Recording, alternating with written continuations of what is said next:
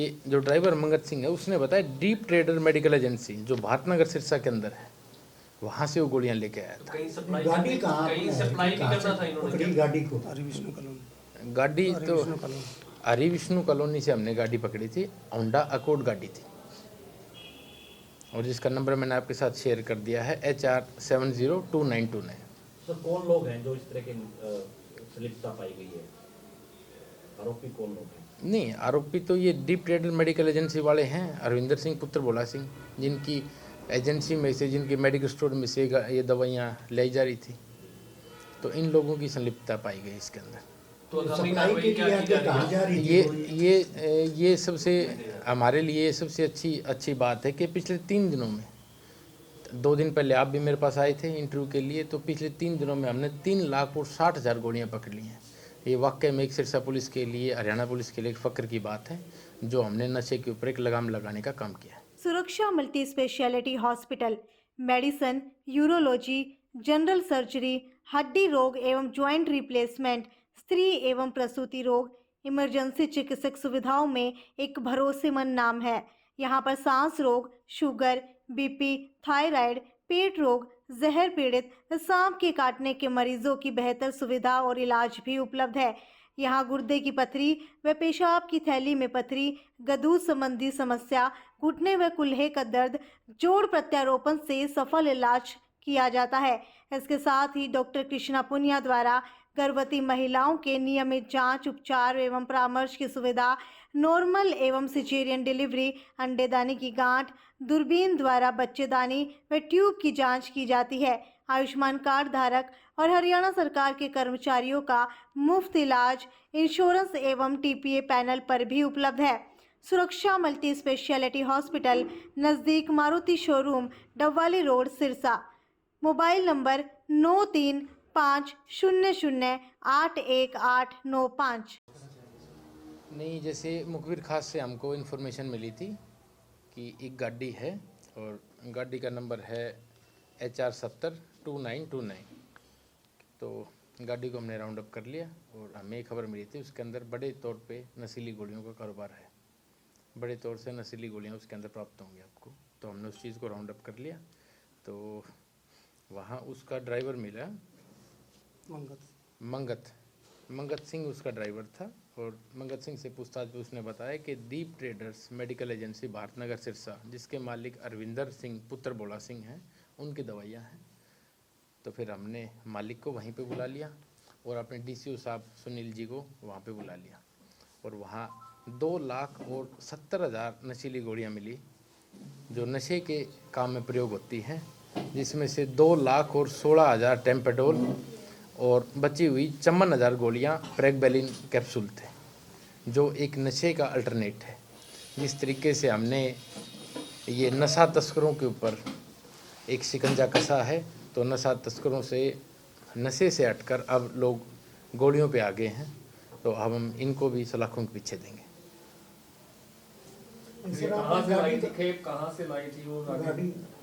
नहीं, जैसे मैंने आपको बताया कि जो ड्राइवर मंगत सिंह है उसने बताया डीप ट्रेडर मेडिकल एजेंसी जो भारतनगर सिरसा के अंदर है, वहाँ से वो गोलियां लेके आया था। कहीं गाड़ी कहाँ सप्लाई भी करना था इन्होंने पकड़ी गाड़ी को? गाड़ी तो हरि विष्णु कॉलोनी से हमने गाड़ी पकड़ी थी, होंडा अकॉर्ड गाड़ी थी, और जिसका नंबर मैंने आपके साथ शेयर कर दिया है HR702929। सर कौन लोग हैं जो इस तरह के संलिप्तता पाई गई है? आरोपी कौन लोग हैं? नहीं, आरोपी तो ये डीप ट्रेडर मेडिकल एजेंसी वाले हैं, अरविंदर सिंह पुत्र भोला सिंह, जिनकी एजेंसी में से, जिनके मेडिकल स्टोर में से ये दवाइयाँ लाई जा रही थी, तो इन लोगों की संलिप्तता पाई गई इसके अंदर। तो सप्लाई के लिए आगे कहाँ जा रही थी? ये सबसे हमारे लिए सबसे अच्छी बात है कि पिछले 3 दिनों में, 2 दिन पहले आप भी मेरे पास आए थे इंटरव्यू के लिए, तो पिछले 3 दिनों में हमने 3,60,000 गोलियां पकड़ ली हैं। ये वाकई में एक सिरसा पुलिस के लिए, हरियाणा पुलिस के लिए एक फ़ख्र की बात है, जो हमने नशे के ऊपर एक लगाम लगाने का काम किया है। अब आगामी कार्रवाई क्या कर रहे हैं? आगामी कार्रवाई जिस तरीके से कोर्ट के आदेश हैं उस तरीके से आगामी कार्रवाई होगी। नहीं, कोई FIR भी कर रहे हैं?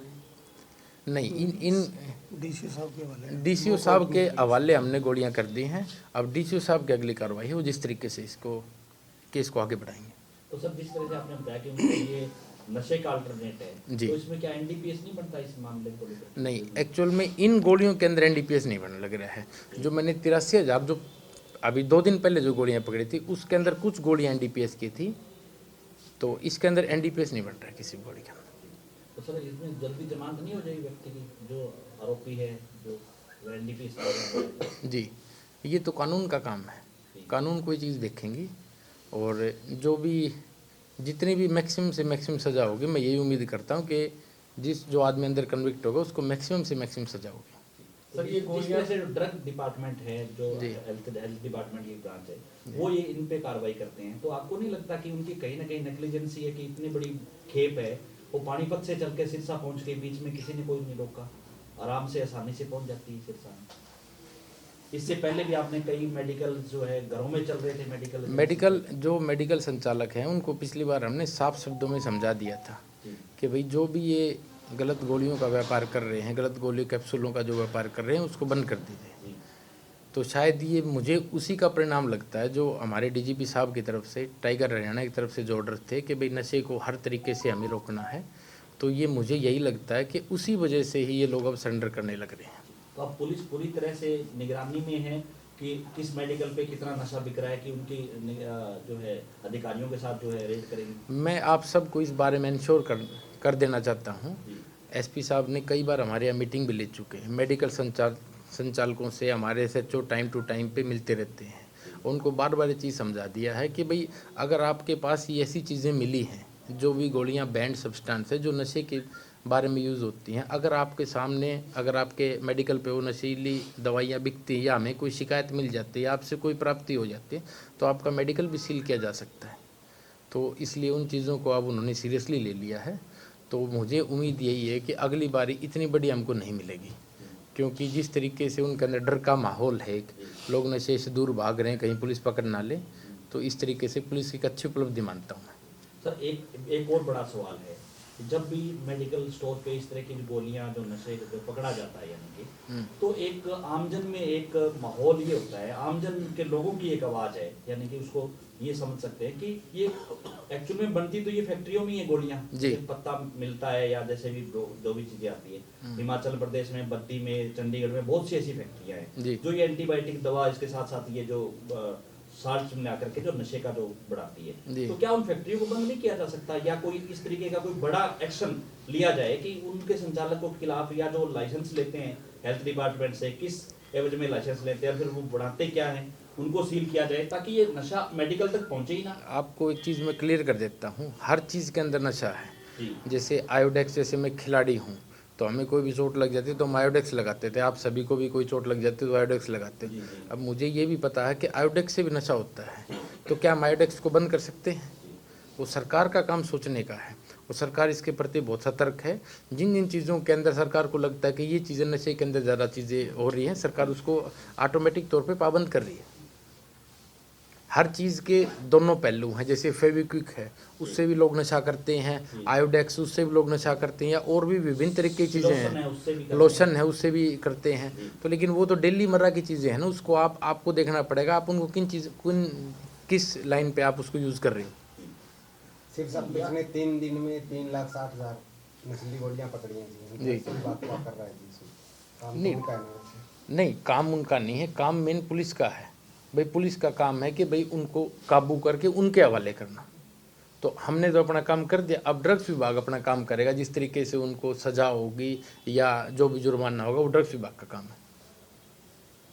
ठीक है जी, थैंक यू सर। नहीं, मैं एक बात और आप सबके सामने कुछ बताना चाहूँगा कि मेरी अपने यूथ से ये अपील है, जो भी अपने समाज का यूथ है जिसको आगे जाके अफसर बनना है, मान ले कोई अच्छा खिलाड़ी बनना है, उससे मेरी यही अपील है कि अपना फ्यूचर है खेल और पढ़ाई के अंदर, शिक्षा के अंदर तलाश करें, ना कि इन आवारागर्दियों के अंदर करें।